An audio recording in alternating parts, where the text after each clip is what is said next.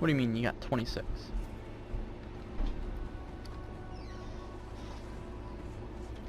What the fuck? What? I'm... What the fuck? What the hell is this? Oh yeah, I see it. Huge. What? I can't control. What the?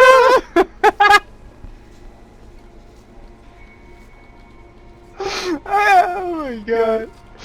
I can't get out of here.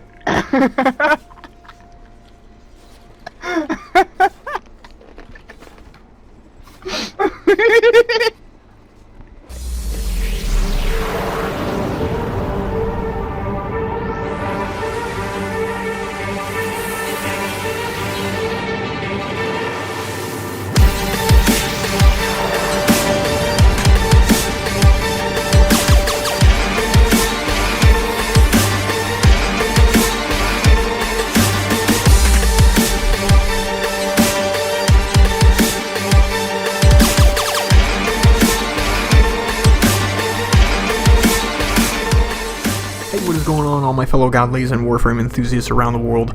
I am Vance, and I am bringing you yet another episode of Warframe Devil Builds. Now, the unique thing about this one is that we're starting out with a Devil build for a debuting Warframe. This does not, however, mean that we're not going to cover the initial God build. We're definitely still going to do that on top of giving you a helmet suggestion to complete the Devil build. As an added bonus, if you just so happen to be in the chat section while this video is premiering, that means that the bulk of Starcom is in chat ready to talk to you guys. So this is the first time we've premiered Devil builds on a debuting Warframe, and this is the first time we've actually utilized the premiere tool in YouTube, so this is groundbreaking stuff. And for the frame that we've chosen, Xaku, it's pretty appropriate because this guy started out as one of the weakest, if not the weakest Warframe to jump into the game. But then a few updates later, and he's just god tier. You can move into a room and clear it out in a matter of seconds. I mean, the speedrun potential that this guy has breaks the barriers for what Saren and Ember used to be. Now, for the general acquisition of Xaku, you're going to need the Heart of Deimos questline complete. Now, things have changed since the last time we've spoken. A lot of these Warframes have been, their general blueprints have been put in with Cephalon Samaris rewards. So after the initial questline that's tied with these Warframes, you can go in and get another blueprint with his standing. Therefore, you can make a duplicate Warframe to sacrifice to your helmet in the back room, which is what Devil Builds is all about. But again, you already knew that. Let's move on. I mean, with the mere existence of Xaku in the game, you have had void damage get a flat buff, meaning that it's true neutral, and it makes it so I pretty much one-shot or two-shot sentience while I'm doing the railjack missions while the sentient ship is aboard. So Zata's Whisper is great. It's definitely going to be used for other frames to for the helmet system, so look out for that. Grasp of Loke, avoid tendril steel weapons from enemies, and then with your power strength, you can mow them down with the guns that you have. The Lost is broken down into Accuse, Gaze, and Deny. Really, the only one that you need here is Gaze, because when you cast Gaze, you make every enemy in that area have their defenses just ripped from them, and then it's like tossing them into a meat grinder because Grasp of Loke just annihilates them. Accuse and Deny can be useful, I guess, but they're not the ones that you're going to be using primarily for this build.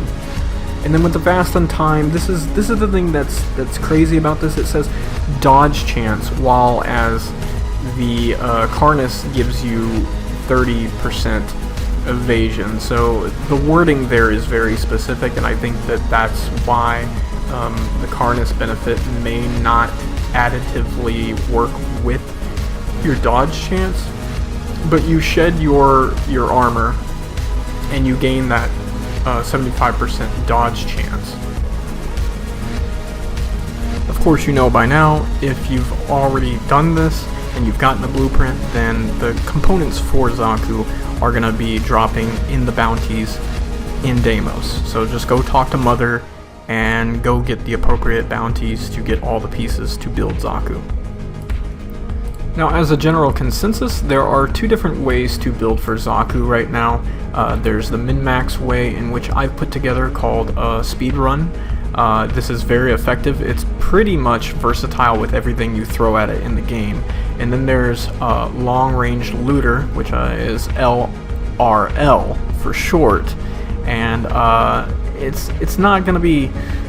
See, this one I don't see any use for.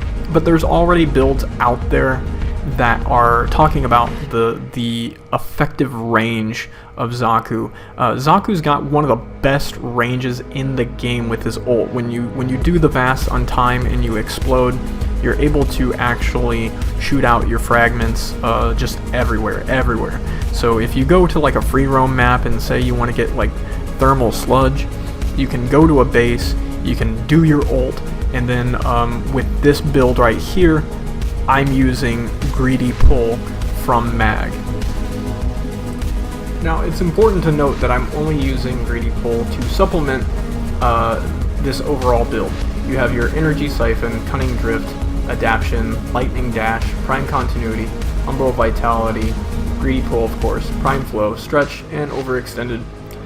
You could go with anything to replace Lightning Dash if you wanted to.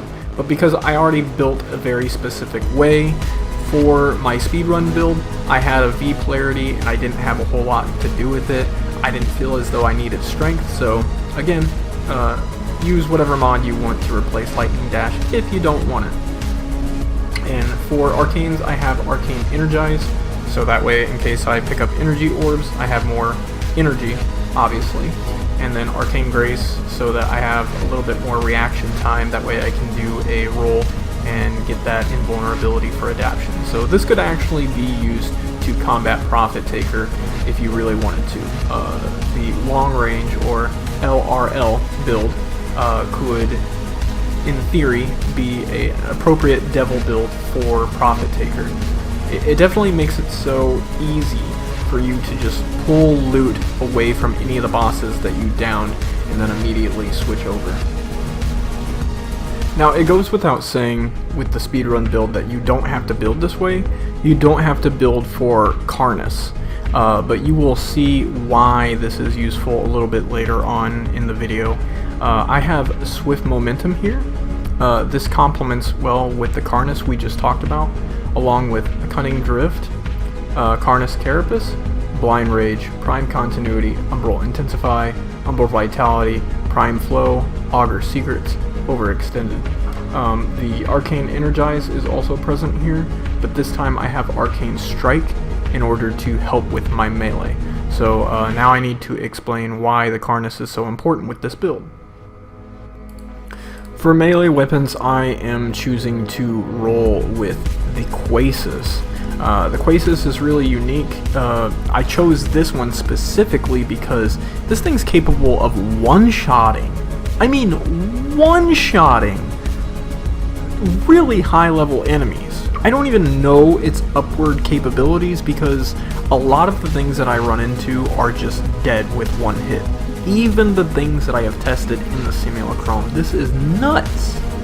I used to look at this weapon and think, oh, it's a fan. I hate fan weapons. They just aesthetically are very unpleasing to me. But holy crap, did this thing get buffed. You have Slicing Feathers for your stance, Gladiator Might, North Wind, Prime Fever Strike, Prime Pressure Point, Amalgam Organ Shatter to help with the heavy attack speed, Killing Blow for, again, heavy attack, the Karnus to help with the Karnus benefits, Sacrificial Steel. If you notice, the Karnus set actually gives you killing an enemy with a heavy attack grants 30% evasion and immunity to status effects for 6 seconds. Now, with Xaku, you have an evasion rate of like 75%. With the full set's benefits here, you're gonna get 100% evasion. Or it should work like that in theory. Notice here with the Kuba Nukor that I'm also using the Karna Stinger. Again, killing an enemy with a heavy attack grants 30% evasion. So that's one thing to consider about this whole setup, is the fact that this is evasion, whereas your passive with your ultimate ability is dodge.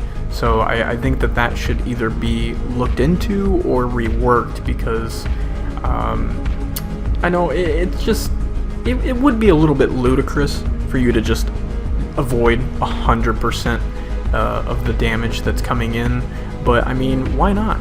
Why not? It is at a steep cost to just remain in your ult at all times. You have to cast that thing over and over and over again, because casting the ult will make it so that your all of your other powers will stay locked in stasis. So if you have a cooldown and it's 12 seconds before you have to cast again, when you cast your ult, it stays locked at 12 seconds. But take note of this build for the Kuba Nukor. I am showcasing this as a new weapon, so I figured that you guys might like it, since, you know, Kuba Nukor is really up there in terms of damage nowadays, and it's just a really good secondary to bring along with Xaku. One thing I am going to complain about, though, is that when you're using the Quasis and you use the thrown heavy attack, the projectiles don't actually trigger the Karnas set.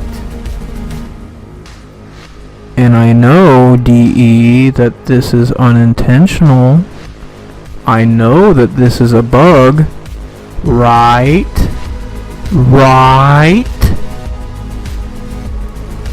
So as far as the companion is concerned, I'm going to give you a couple options here. I have the Jin, which I love to use because it's an immortal. It can't be killed with the whole Reawaken mod. So that means, like, you know, 90 seconds after it's been destroyed, it'll come back regardless, infinitely. And I also put Primed Animal Instinct on all of my companions, regardless of what they are. I think that this is the meta. That way you don't have to waste mod capacity on your Warframe for radar. It's just there, it's convenient. The only thing that's really inconvenient is that when this thing does die, it takes so long for you to be able to see enemies on the map again, but it's really not a big deal. If you're running around shredding stuff with the build that I've showcased, then it's really not going to matter where the enemies are. You're not going to need to see them. The only time that you really need to see them is when you're using Grasp of Loke.